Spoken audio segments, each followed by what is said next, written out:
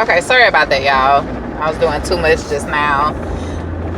Okay, bye, people. I'm back. I want to talk about tips to make more money with these app companies, with these delivery app companies. Okay, so this is what I found, because I just really dove into just doing this like a full-time job.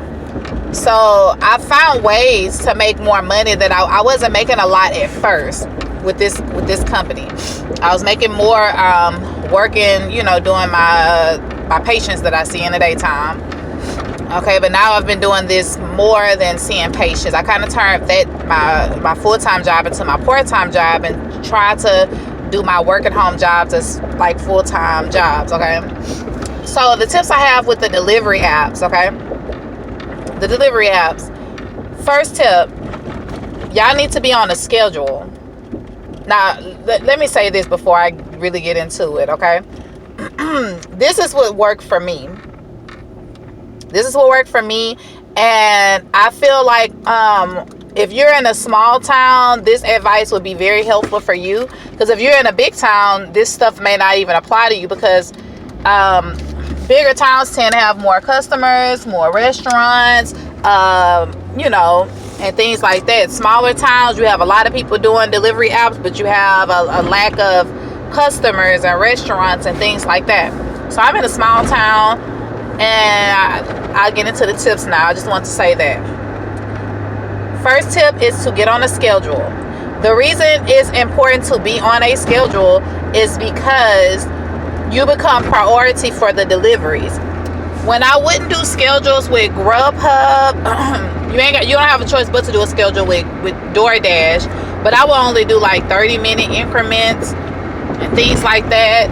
And for those who don't know, Postmates, you don't need a schedule. Favor, if you're on the schedule, it would definitely benefit you, because you're going to be making $9 an hour on top of all the deliveries that you're doing.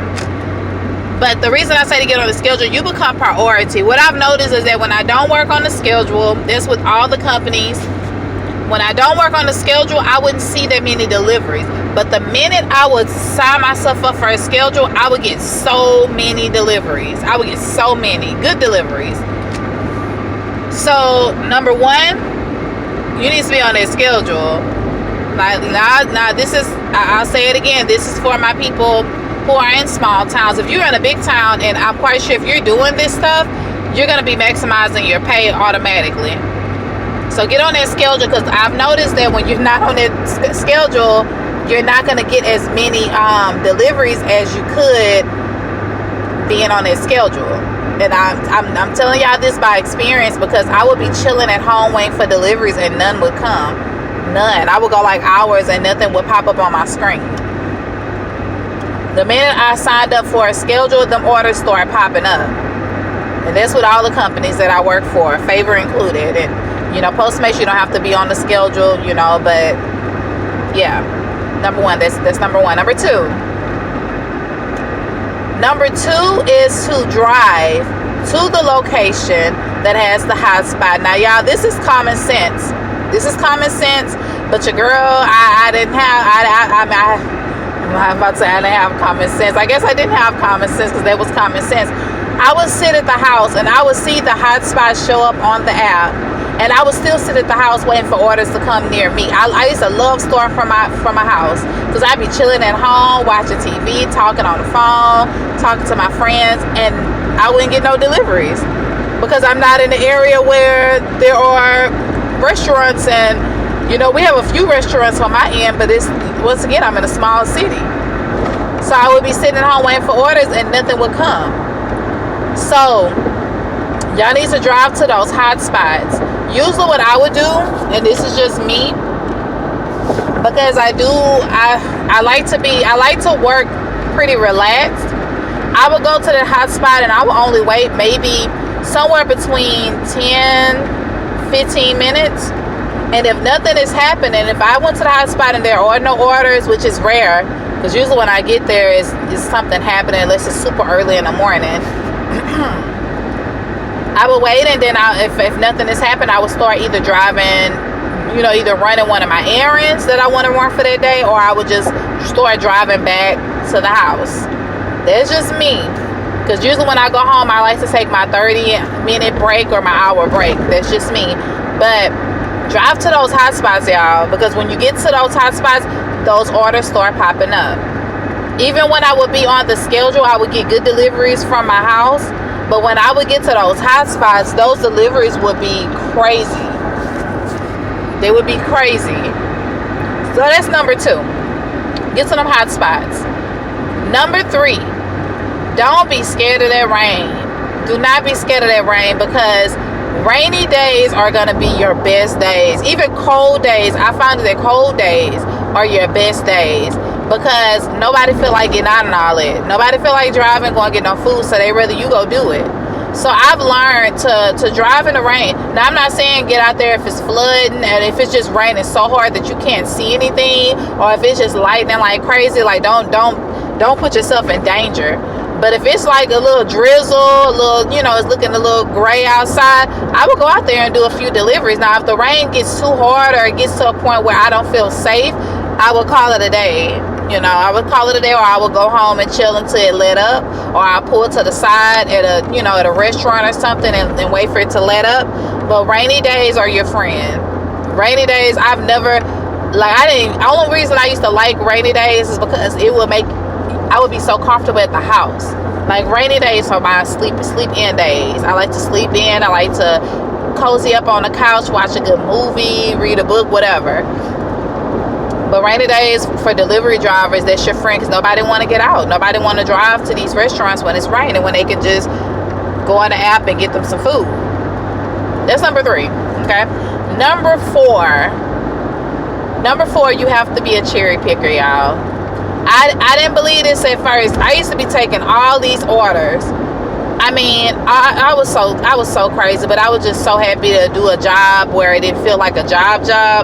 I would go and do deliveries for $4, $5. Y'all, be a cherry picker, especially when you got Grubhub and Doordash. They let you know ahead of time what you're going to be making. So you need to use that for your advantage. Look at that money that they're offering you and see, is it really worth me going way across town for this amount of money? Sometimes it's worth it. I've had $25, I've had $30 orders before. Sometimes it's worth it just to go across town, and do it. See if that money is really worth it. Now, my thing, I don't really accept anything under $7. I don't care if I'm dead at the restaurant.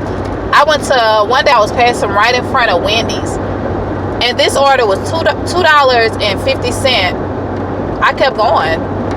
No, I'm driving to the next big offer. So I would say be a cherry picker. Because what I found, especially in my town, because it's a small town, a lot of people keep passing the order along.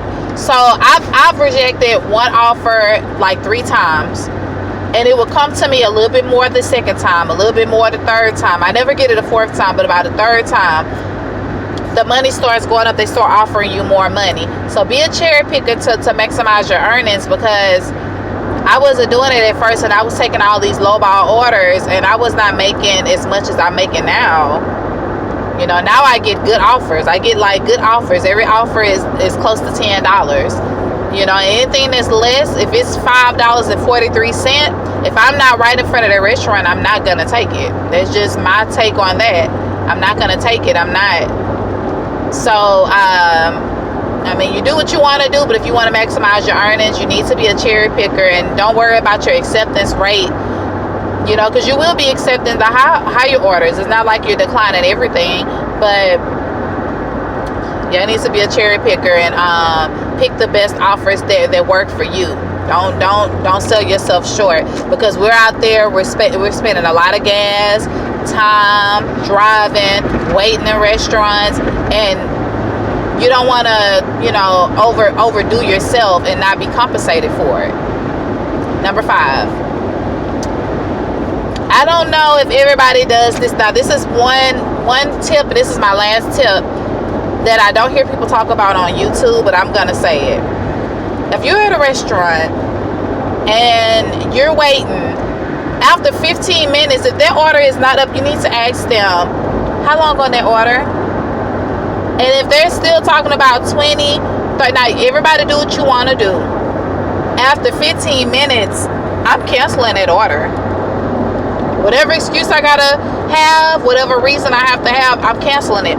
Let me tell you why. I've had this happen to me twice, especially with Grubhub, because Grubhub, they don't compensate you for your time. Okay, I went to a restaurant. I'm gonna just say the name. It was Saltgrass. I went to this restaurant, and usually when I go, it's always been an issue. It don't matter what app company I work for, it's always an issue every time I go. I'm never acknowledged when you walk in there. By the hostess, they'll say hi. But when you go to the bar, because that's where you have to pick up your order, I'm never, I almost have to say, hey, do you see me? So I waited at this restaurant, y'all, for an hour. And I kept asking. I wasn't just waiting there looking stupid. Every 15 minutes, I was like, hey, do you have an order? Is the order coming? Oh, yeah, 20 minutes. I'm like, damn, I've been sitting here for like 20 already. 20 more? 20 minutes go by. I go and say, hey, what's up? The order is ready. We still need another 15 minutes. Yeah, this order was not even a big order. It was like one entree, a salad, and like a dessert or something. It wasn't even like a big order. I waited at this restaurant. I know the exact time. I got there at 12:35. I left at 1:17. So it was close to an hour. To me, there's an hour, but it was close to an hour. By the time this customer called the restaurant asking for their food, called Grubhub, text me, that lady was like, I'm canceling my order. So I asked Grubhub, I was like, do I get compensated for staying here so long? They told me no. They told me no, y'all. And I was so upset because I'm like, I could have went and did other deliveries. I could have left. Like, I wasted my time. I didn't even get the order, so I don't even get no free food out the deal. I feel so cheated. After 15 minutes, if I ask you how long, if you're not saying 5, I'm leaving. I'm leaving. I'm canceling. I'm leaving. That's what I do. Y'all do what y'all want to do, but that's one tip I don't hear nobody else say. And I'm sure that it does affect your acceptance rate, but it's not often it happens to me. Usually within 10 to 15 minutes, the order is up.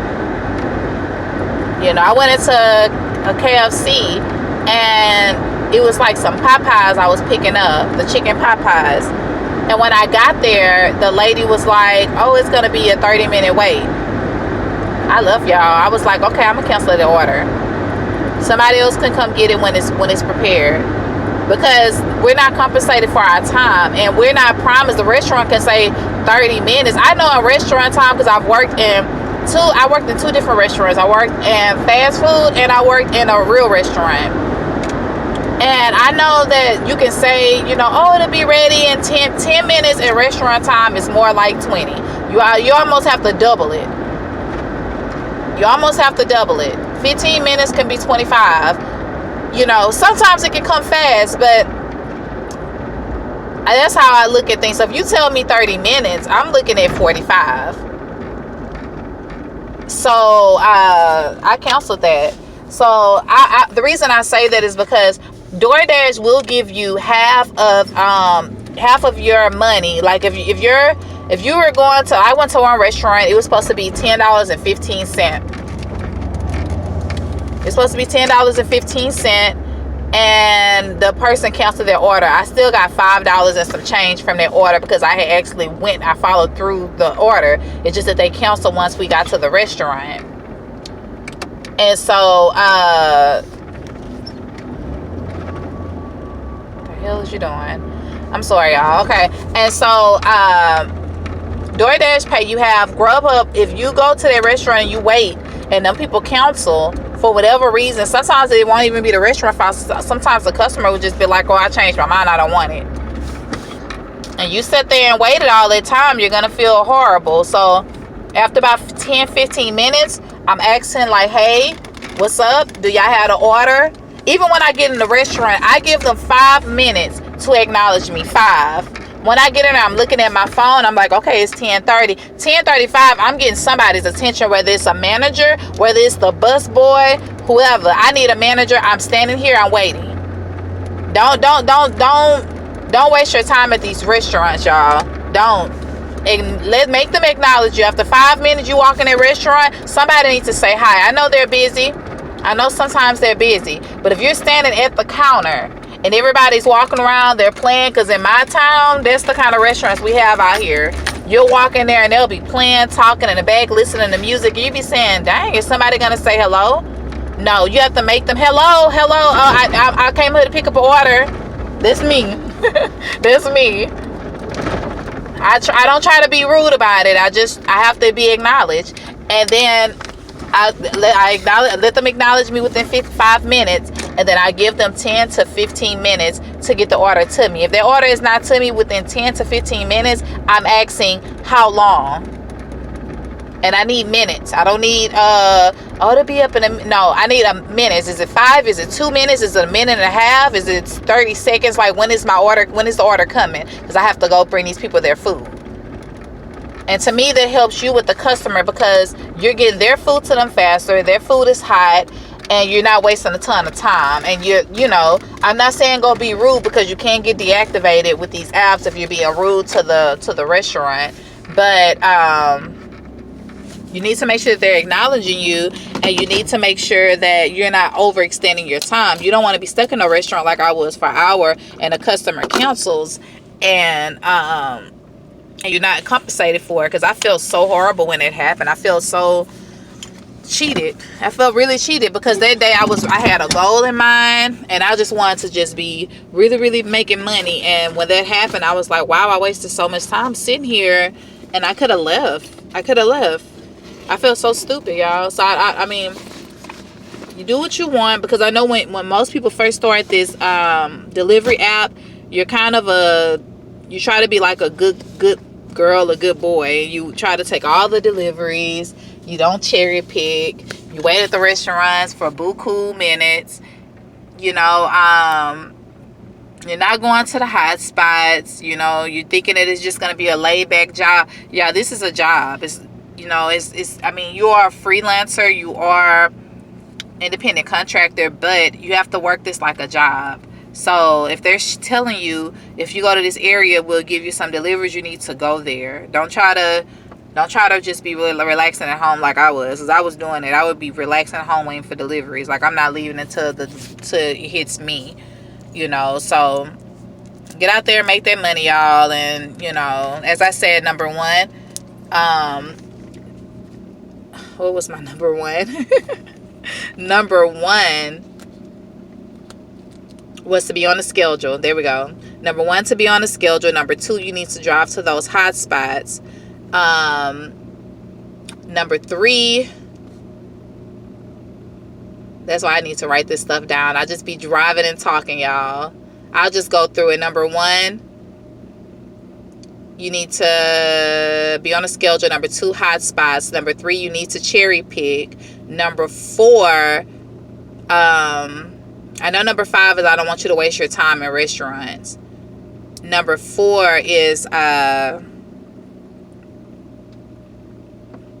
don't know, y'all. Listen to the video. Y'all know what it is. Because I've been driving and I just made it to my patient's house. So y'all just take those tips, and it maximized my income. I went from I was making every day like $30 to $50, because I wasn't really putting in a lot of hours, and I had another job, so I wasn't really tripping on trying to make like a ton of money every day. And I was just being so relaxed with the job. Not with the job, but with this gig, and I wasn't taking it too serious. And so I wanted to slow down on patients, of course, which I have done over the past couple of months. But I've really slowed down now, and I'm focusing on these deliveries, because I see they're really doing good. And I've been making between 100 to 200 every day. That's been my goal. My goal really every day is just 100. And it's really not a lot, but it's enough for me to I have a husband, so I have a partner, but doing 200 a day is possible. It's just that I don't work all day, because I have to go home, I have to cook, I clean, and I have work at home jobs that I do in the evening, so that I don't like really to work at night. you know, because, you know, nighttime can be dangerous. Can be. I haven't had no bad experiences, but my husband don't like me working at night, and I'm not a big fan of working at night. So usually I try to do all my deliveries in the daytime. But if I worked all day, I'm sure I can pull anywhere between $100 to $300 a day. I'm pretty sure I can do that, because the highest I've made in one day now is about $250. And I had stopped. I think I worked like a 12-hour shift. There was a 12-hour shift that day, and I stopped. I think I started like at 8. I stopped at about, no, it wasn't even a full 12-hour shift. I stopped at about 6. I worked like 8 a.m. to 6, and it was a $250 day. And I used all these tips that I just told y'all about. So maximize your earnings. Take advantage of this gig while it's here and it's booming, you know. And if you're not into putting gas in your car and wear and tear, just do it until you can find something else to do. Do a work at home job. Just do something where you can live on your own terms. That's just my goal in life right now. Y'all have a blessed day.